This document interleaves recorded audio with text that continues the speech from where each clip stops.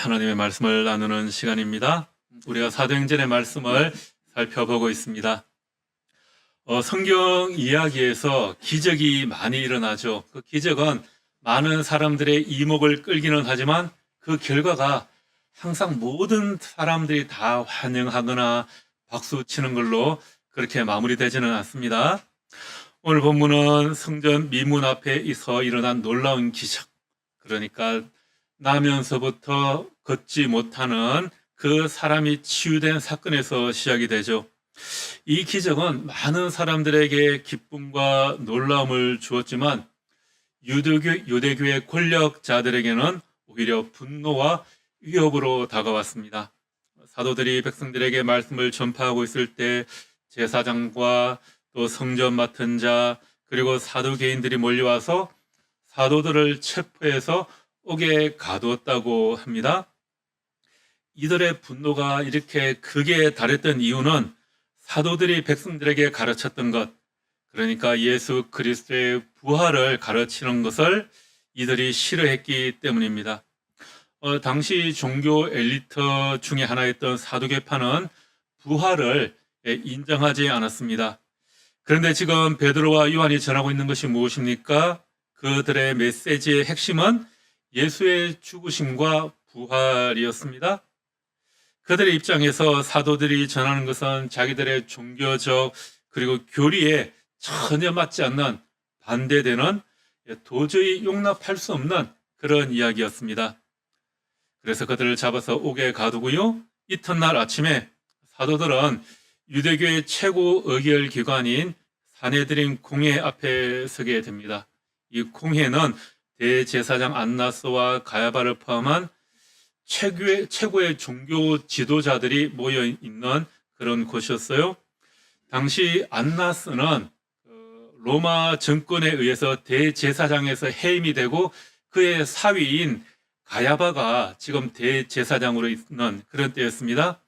하지만 우리 성경에 보면 안나스가 제일 앞에 이름이 나오죠. 아마 안나스가 자리에서는 실각을 했지만 배후에 있는 마쿠의 실세였던 것으로 보입니다.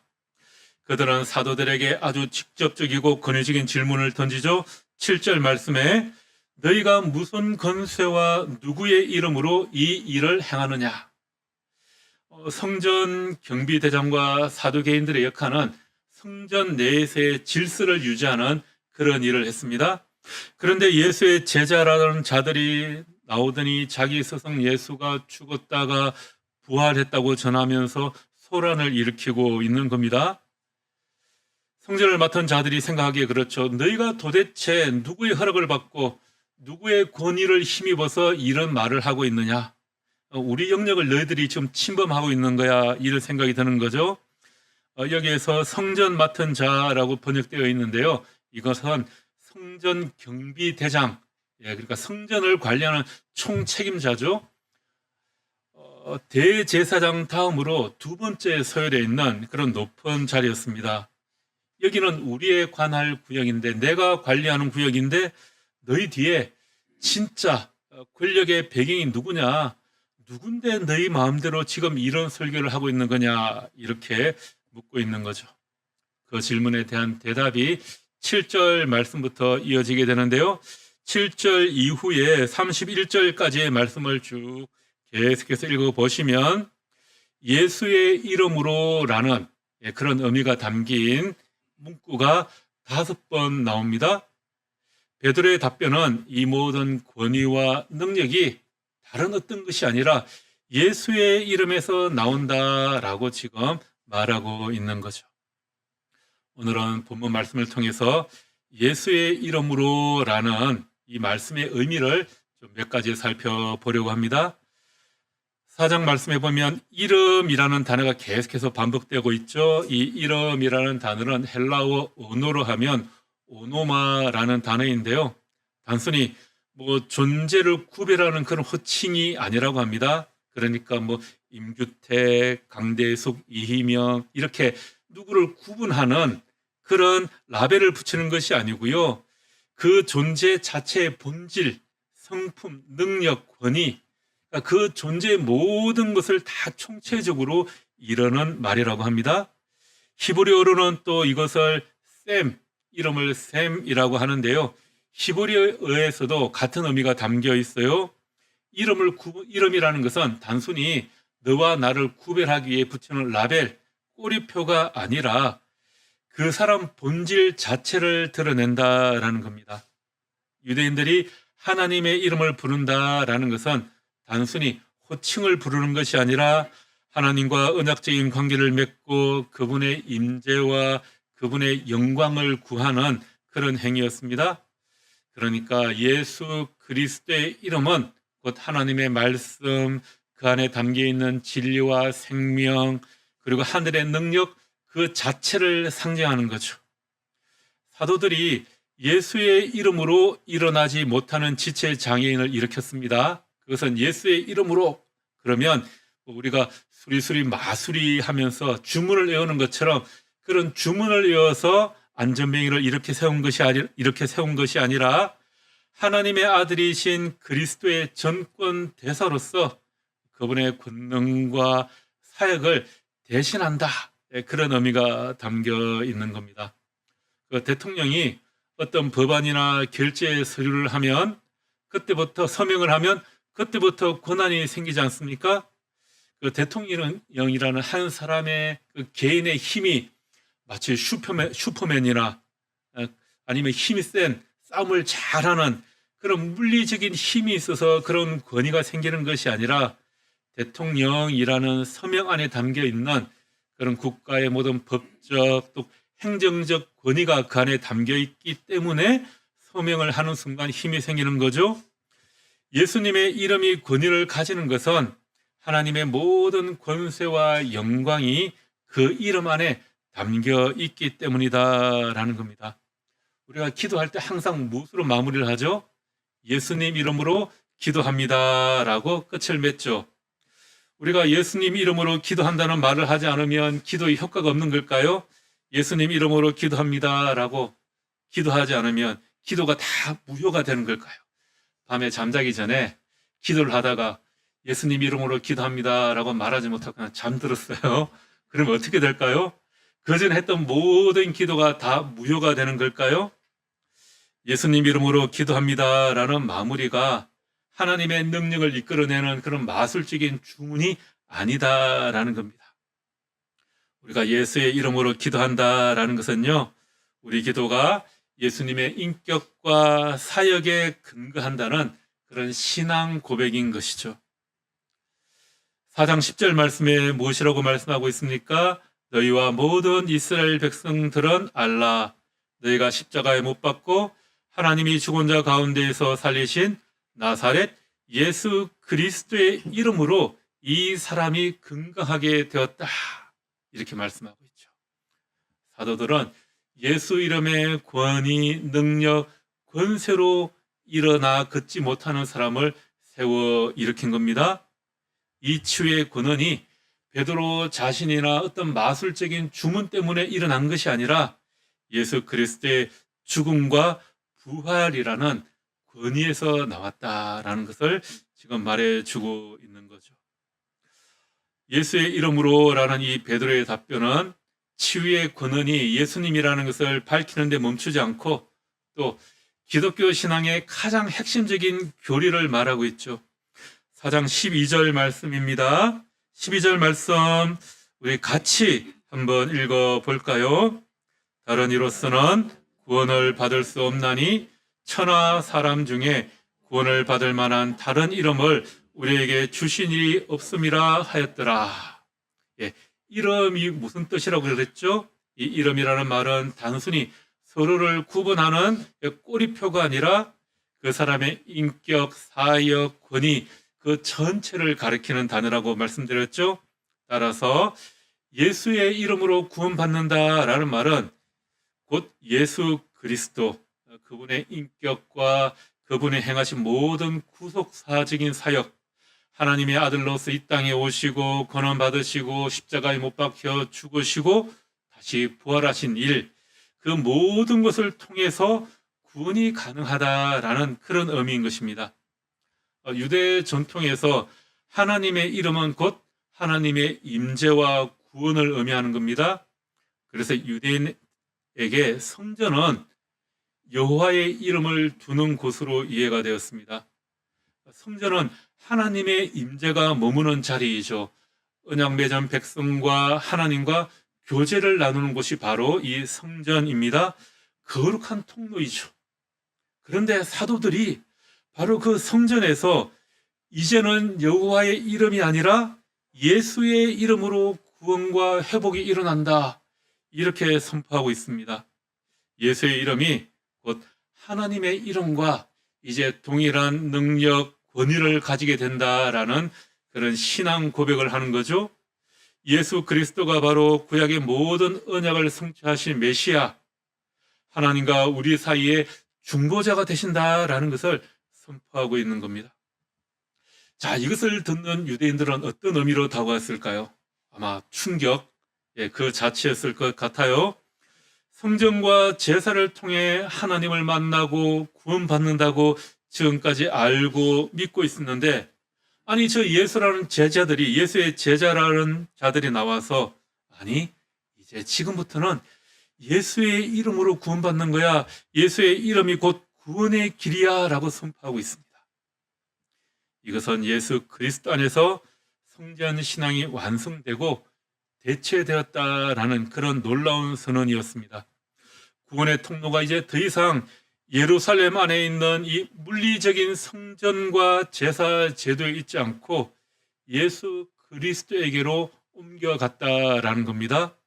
예수의 이름이 성전을 대체하는 새로운 구원자가 되었다라는 겁니다. 하나님을 만나는 통로가 되었다는 것이죠. 여러분, 또 한편 유대 그 백성뿐만이 아니라 이 설교는 제사장 가문에게 더 큰 충격이었을 거예요. 여러분, 제사장들의 역할이 무엇입니까? 성전의 질서를 유지하고 또 제사를 드립니다. 유대인 제사장 가문이 아니면 하나님께 제사를 드릴 수가 없습니다. 제사에 대한 독점권을 제사장들이 가지고 있는 거죠. 그것을 통해서 자신들의 권위를 유지했고요, 또 수입을 얻게 되었습니다.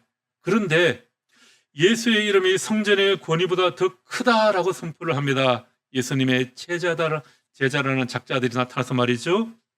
자기의 종교적 권위를 정면으로 부인합니다. 제사장들이 보기에 사회의 질서를 뒤흔드는 행위였습니다. 사도들의 말을 믿는 남자 어린이 수가 몇 명이나 되었다고 하죠? 5천 명이나 되었다고 합니다. 그러니까 당연히 이 유대 지도자들에게는 위협이 되었을 겁니다. 그래서 초대 교회를 향한 박해가 이제 본격적으로 시작이 되는 겁니다. 자, 우리의 구원과 안전이 어떤 이름에서 시작이 됩니까? 여러분들의 구원, 여러분들의 삶의 안정이 어떤 이름에서 시작되시는 것 같습니까? 물질이라는 이름, 학벌, 좋은 직장이라는 이름, 아니면 좋은 입지에 자리한 아파트라는 이름, 이런 것들이 우리에게 안정을 줍니다.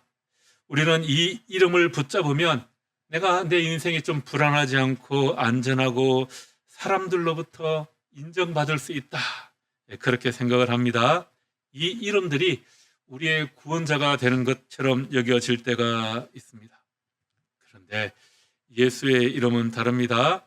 이 이름은 인간이 찾거나 노력해서 획득하는 것이 아니라 하나님께서 우리에게 주신 것이다 말씀하십니다. 12절 말씀 뒷부분에 어떻게 되어 있습니까? 다른 이름을 우리에게 주신 일이 없음이라 하였더라. 하나님께서 우리에게 주신 이름입니다. 여기에서 이 주신이라는 개념을 우리가 잘 기억해야 할 것 같아요. 구원이 임하는 이름은 인간이 만든 종교나 철학, 인간의 능력이 아니라 하나님께서 우리에게 계시하시고 보여주신 것이라는 겁니다. 하나님께서 예수를 구원자로 세우셨고 그 이름을 통해서 구원의 역사가 이루어지는 겁니다. 베드로의 설교를 듣던 유대인들에게 이 주신이라는 말은 바로 율법을 떠올렸을 겁니다. 여러분, 출애굽을 한 이후에 하나님께서 시내산에서 이스라엘 백성들에게 율법을 주셨습니다. 예, 율법을 주셨습니다. 그것은 하나님의 백성에게 주어진 언약의 선물이었죠. 지금 예루살렘에는 이전보다 더 크고 화려한 성전이 세워져 있습니다. 그런데 사도들은 율법을 주신 하나님이 이제는 지금은 예수의 이름을 주셨다라고 그 성전에서 선포하고 있습니다. 구원의 질서가 모세의 율법에서 예수 그리스도로 옮겨졌다라고 선포하고 있는 거죠. 유대인에게 율법은 백성을 살리는 하나님의 은혜였습니다. 은혜의 선물이죠. 그런데 이제 하나님은 율법이 아니라 예수의 이름을 우리에게 주셨다라고 말씀하십니다. 다시 말해서 구원의 방법을 인간의 노력이 아니라, 인간의 노력에서 찾는 것이 아니라 하나님께서 우리에게 주셨다라는 겁니다. 구원은 내 노력이나 인간의 방법으로 얻어지는 것이 아니라 하나님께서 주신 예수 그리스도의 이름, 그 안에서 가능하다라는 겁니다. 오늘날을 살아가는 우리는 어떻습니까? 우리는 종종 자기의 이름, 내 능력, 내 성공을 붙들고 살아가고 있습니다. 내가 열심히 하면 구원을 받겠지라는 생각, 내 노력과 계획으로 내 삶을 지켜나가야 한다는 생각이 우리 안에 가득해 있습니다. 그러나 성경은 우리에게 그렇게 말씀하지 않습니다. 구원은, 우리의 삶의 안정은 오직 예수의 이름, 예수의 인격과 사역, 부활의 권위 안에서 이루어진다라고 말씀합니다. 유대인에게 성전은 하나님의 이름을 두신 곳, 하나님을 만나는 유일한 통로였습니다. 지금까지는 성전 제사를 통해서만 구원받을 수 있다고 생각했지만 구원의 문이 이제 더 이상 제사나 성전에 갇혀 있지 않고 예수 그리스도를 통해서 온 세계에 열려 있다는 의미죠. 지금까지는 유대인에게만 구원의 문이 열려 있다고 생각을 했는데 이제는 세상 모든 사람들에게, 예수 그리스도의 이름을 믿는 그 모든 사람들에게 동일하게 열려 있다, 그런 의미가 있습니다. 당시 로마 제국은 황제 숭배를 통해서 구원의 길을 제시했습니다. 로마 황제 자신이 신의 위치에 올랐죠. 그의 권력에 따라서 구원을 받을 수가 있는 겁니다. 로마 황제가 식민지에게 구원을 베풀어 주는 것이죠. 지금 미국이 그런 것 같지 않습니까? 세계 최고의 강대국이라는 미국의 대통령이 지금 하는 걸 보면 마치 이 로마 시절의 황제 같은 그런 역할을 자기가 하려고 하는 것 같습니다. 전 세계가 다 자기 앞에 머리를 조아려라 그러는 거죠. 우리에게도 그렇지 않습니까? 우리에게 투자를 하라고 그러는데 따지고 보면 투자가 아니라 조공을 바치라는 거죠. 그러면 내가 너희를 구원해 주겠다, 네 목숨만은 살려줄게, 그러고 있는 것 같아요. 세상에서는 이런 이름이 권력과 힘의 상징이 될 수 있습니다. 로마 황제는 스스로 이름을 취했고요. 사람들은 억지로 어쩔 수 없이 그 이름을 존경하며 그 이름을 불렀습니다. 베드로는 이런 세상의 권력이 아니라, 이런 이름이 아니라, 이런 이름이 우리에게 구원을 줄 수 없다고 하는 겁니다. 하지만 예수의 이름은 다르다고 합니다. 강제로 우리에게 주어지는 이름이 아니라 하나님께서 사랑으로 내어 주시는 선물입니다. 그러니 이것이 우리에게 은혜가 되는 것입니다. 우리가 예수의 이름을 붙든다는 것은 단순히 말로 예수님 이름으로 기도합니다 라고 끝내는 것이 아닙니다. 그 이름을 내 삶의 기준과 의지로 삼는 것, 모든 두려움과 판단, 인간적인 의존을 내려놓고 예수의 이름을 의지하겠다라는 헌신이고 다짐인 거죠. 그리고 또 예수의 이름으로 행하는 이름이라는 것은 세 번째 차원으로는 핍박에 굴하지 않고 진리를 담대하게 선포하는 데 있습니다. 사내들인 공예는 걷지 못하는 이 지체 장애인이 일어나 걷고 뛰는 사실을 부인을 할 수는 없었어요. 그래서 사도들에게 협박을 하죠. 18절 말씀에 그 내용이 나와 있습니다. 너희들 이제 다시는 예수의 이름을 대면서 예수의 이름을 아예 입 밖에도 뻥끗하지도 말라. 그리고 예수의 이름으로 가르치지도 말라고 경고를 합니다. 아마 제사장들도 그렇게 걷지 못하는 사람이 일어나는 기적을 부인할 수는 없었던 것 같아요. 그래서 대신에 다시는 그 사건에 대해서 말도 하지 말라, 그렇게 경고를 하고 있습니다. 이때 베드로와 요한은 이렇게 응답을 하죠. 19절, 20절 말씀을 우리 한번 같이 읽어볼까요? 베드로와 요한이 대답하여 이르되 하나님 앞에서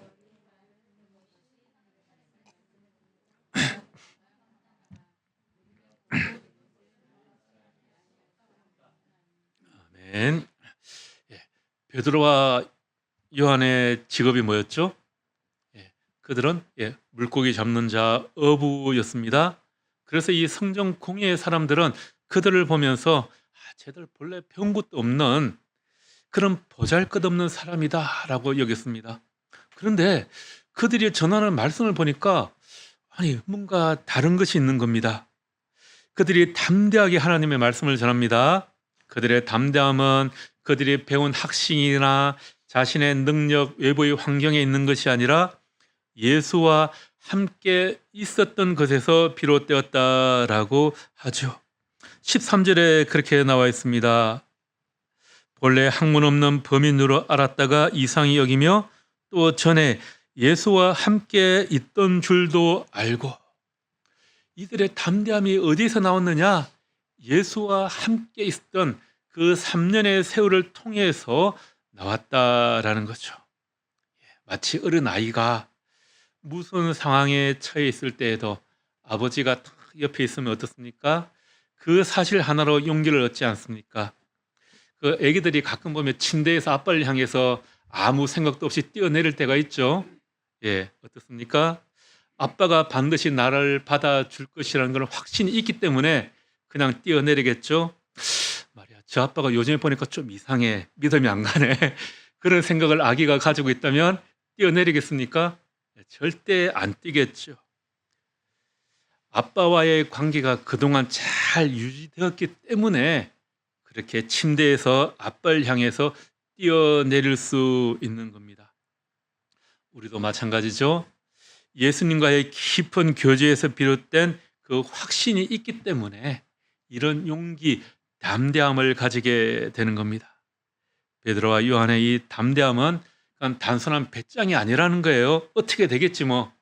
그 조폭들이 그러잖아요. 경찰 와서 잡아가려고 그러면 막 옷 벗어 제끼고 내 배째라 그러면서 그렇게 버티잖아요. 그런 배짱이 아니라는 겁니다. 이것은 예수와 함께 있었던 그 경험에서 나온 확신의 증언이라는 거죠.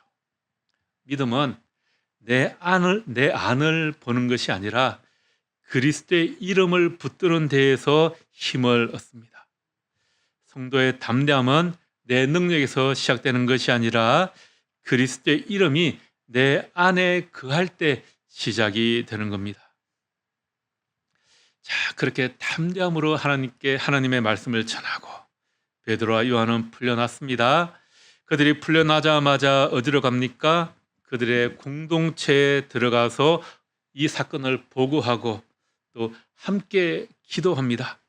그런데 그들의 기도의 내용이 우리에게 또 다른 은혜와 위로를 주죠. 그들의 기도 내용이 무엇이었을까요? 그들은 공의의 핍박이 사라지게 해달라거나 우리를 안전하게 지켜주십시오, 그렇게 기도하지 않았습니다. 29절 말씀, 4장 29절 말씀,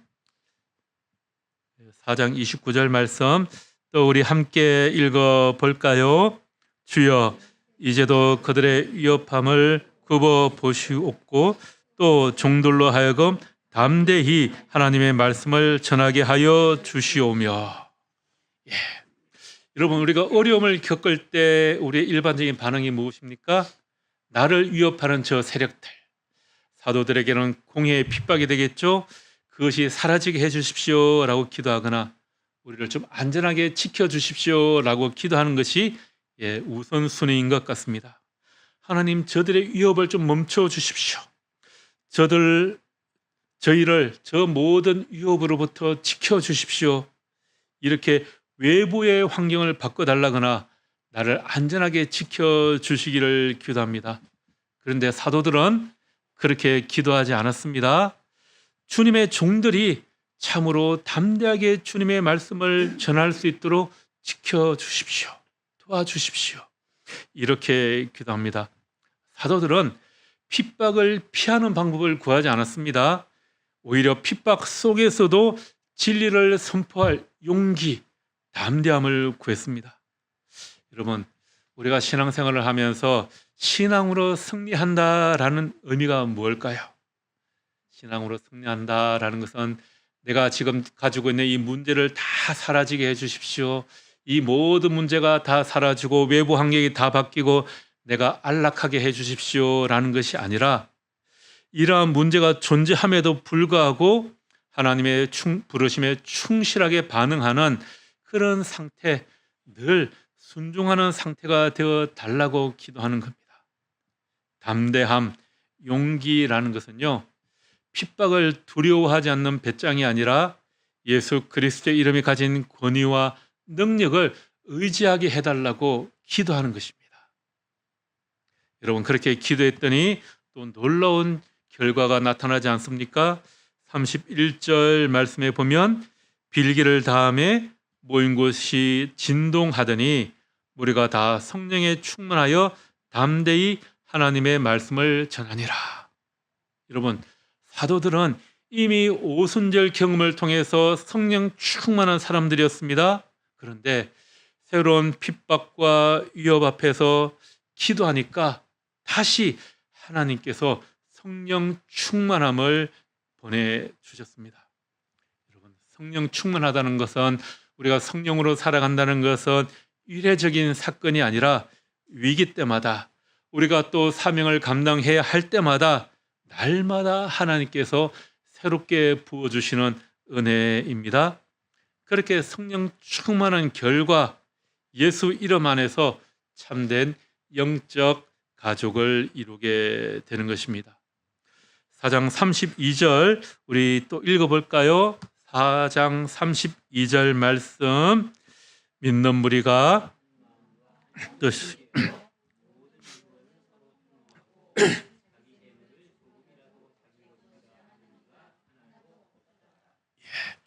그렇게 예수의 이름을 의지하여 기도하였더니 예수의 이름은 그렇게 병자를 고치는 것으로 끝나지 않습니다. 우리 안에 있는 이 탐욕과 이기심을 녹여내고요, 나눔과 일체의 공동체를 또 만들게 합니다. 예수의 이름은 우리가 세상 속에서 제자로 살아갈 수 있는 힘을 주신다라는 겁니다. 여러분, 이제 추석 명절이 시작되었습니다. 이번 추석 명절을 보내면서 우리의 가정과 공동체의 모임이 바로 그런 자리가 되기를 바랍니다.